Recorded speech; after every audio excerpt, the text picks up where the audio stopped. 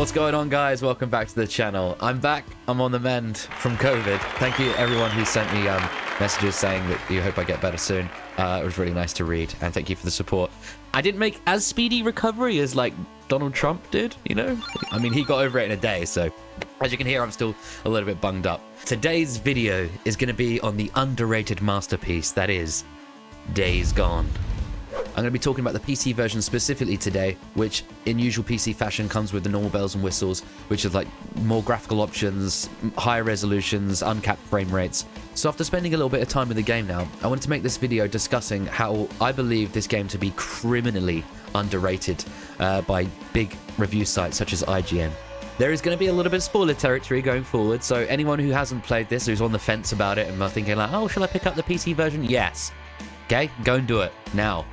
Go and pick it up. If you do find this video interesting or entertaining, please just take a second and hit that like button for me. It really helps the channel grow. It helps it push it out to way more people, and it's completely free, so you don't have to worry about that. I'm not asking for money out your pockets. Also, if you like this kind of content and you want more, let me know in the comments. And lastly, subscribe so you don't miss any of it, you know? That's three things you could do. All right, without further ado, let's get on with this video. No, this is your clutch. I know where the clutch is. Back when Days Gone was revealed in 2016 at E3 by Sony Interactive Entertainment, I was immediately reminded of my envy for Sony console owners and their high-quality first-party exclusives. Exclusives which PlayStation owners had no problem gloating about, and how they've made the best choice in games console and laughing at the Xbox crowd at every chance they got. So smug.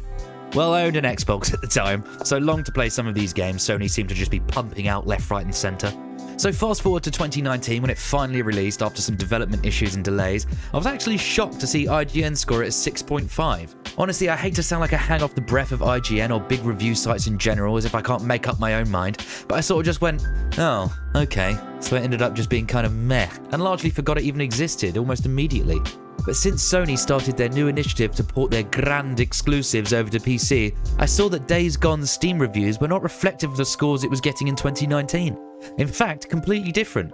Very positive to overwhelmingly positive on Steam. It seemed that maybe this PC port was offering something that the PlayStations just, simply couldn't. So I picked it up on sale, yes, because I'm tight. And with 30 plus hours clocked up now, I wanted to share my thoughts on the game and how surprised I was and I guess am by it. I wish you luck. Hope you're right about your old lady still being alive. She is. Well, maybe so. But you gotta ask yourself, Deke. What does it matter if everyone else is dead? I'm just going to say off rip that I am sick to the back teeth of sprawling open world games. So my expectations going in were probably that I'd play it for a bit and then go, oh man, there's just so many different kind of missions and collectibles and I just can't be asked. And while that worry wasn't completely alleviated, what I have found in this game is something that I haven't found for a while with the story-driven game, which is a completely immersive experience and proper character development. Couple that with some pretty decent feeling shooting mechanics, and I can quite happily recommend this game and commend it on its accomplishments. Deacon St. John, the biker protagonist, I thought was going to be typical macho alpha man bullshit, which I would either find ironically hilarious or just plain annoying. It turns out he's an extremely well realised and nuanced character, who's compelling in almost every scene he speaks in, which, given that he's the main character, is pretty often. This is brought to life by some absolutely class voice acting work by Sam Witwer and believably emotional facial expressions with the motion capture. Deacon is just so likeable straight off the bat. I mean, his character being the loyal and all about brotherhood type, riding with your friends to live or die fighting by their side. He also hates seeing a damsel in distress, which although is a very tropey quality for a main character, it's believable here, just purely down to how well acted Deacon is. Oh, this one's a fighter, boys! What do you think? Oh, see about that. Oh, hell no. What? I just got this problem with assholes who hurt unarmed women. I'm giving you an order. Order? You see me wearing a red armband? You don't give me orders, yet you do whatever the hell you want. His best buddy, Boozer, really complements Deacon's character traits. I wasn't at all bored listening to them talk to each other. They've got their own slang, they've got memories together, and it feels like an extremely real post-apocalyptic friendship, where you would absolutely need to trust that person had your back in a world without law and where backstabbing and greed are commonplace. The biker boys, those badass drifters on the broken road. Damn straight. Yeah, I guess we did become sort of a brand. We were a lot of things, but we were never a brand. The game does admittedly start out with a lot of cutscenes. Oh, actually, now that I'm thinking about it, there are quite a lot of cutscenes throughout, really.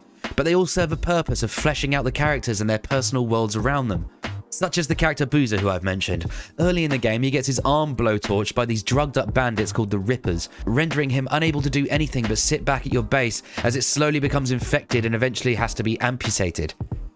You really feel the emotion with Boozer losing his arm, as he gets into a deep depression afterwards and starts binge drinking to try and forget, or just to drink himself to death. Deacon then feels like he needs to help his friend. Good old Deacon. And there's a mission where you have to go and find him a dog to make him feel better and give his life some purpose. I found this sub-story to be so fleshed out. Boozer talks about still being able to feel his hand, but then when he goes to move it, remembering it's gone. It's little details like this which are scattered all over the 30+ hours I've clocked so far in the game, which have kept my emotional investment. So I guess that people that just wanted an open world shooter game may find it a little frustrating if they weren't ready to take on such a big story or get to know the characters they were playing or interacting with. Even I have to admit, I often just play the game for an hour at a time. There is sometimes a lot more talking than gameplay, and my tired old ass starts to lose focus. But that's a me problem, and I always end up booting it back up again without hesitation just because I'm curious about plot developments. That's just a testament to the writing though, really, as I've got the attention span of a goldfish with FOMO. The gameplay on the whole feels great in my opinion. I'm playing on the keyboard and mouse, so the shooting and target transferring feels extremely satisfying. Being able to snap quickly from enemy to enemy, and then 180 spin to retreat from incoming zombies, freakers, or bandits running at you with their makeshift Mad Max melee weapons. I mean, just check out this unscripted engagement. It's just one of the random events that occur out in the open world, or the shit, as they say in the game. You look straight at him. This is Mark Cooper for Radio Free. Perfect timing. Don't believe the lies. Got him! That's all I guess you won't be ambushing anyone else today.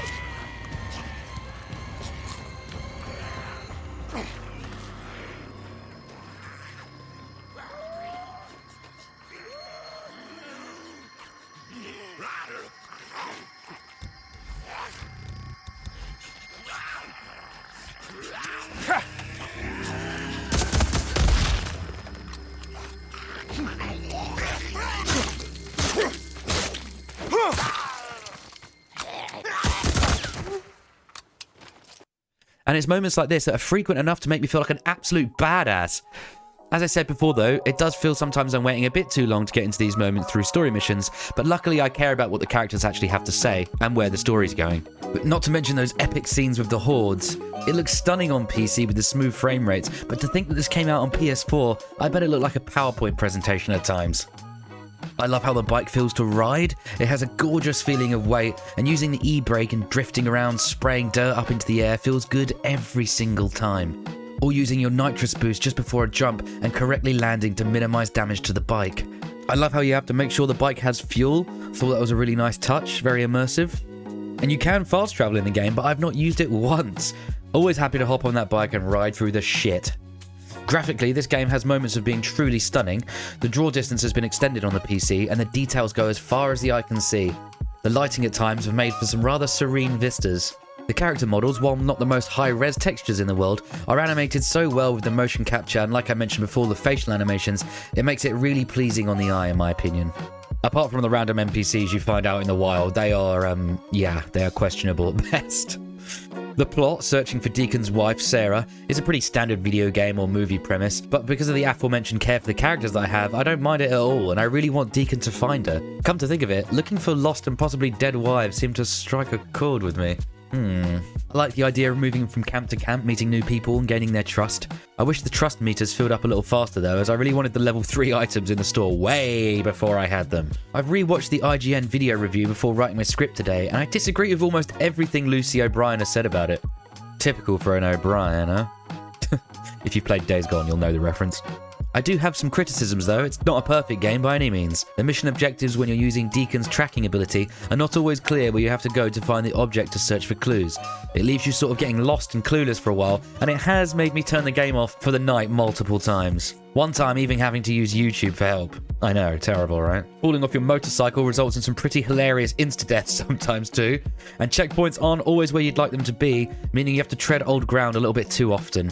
The stealth in the game is serviceable at most and ridiculously easy at best. Deacon's enemies are mostly blind and it seems you can sneak up on them very, very easily. But it's the forced stealth mission where you have to eavesdrop on some NPCs that are so dull, and it really breaks up the experience in an unwelcome way, in my opinion. Enemies that can't be shot? Come on now, man. I'm hiding in the grass right next to you anyway, you should be able to see me. And sometimes when it says press E to interact, it doesn't actually register that I'm pressing E unless I'm in a really particular position. Okay, this is a very minor gripe, but it's still very annoying. But overall, I would have given this game a solid 8 or 8.5 out of 10.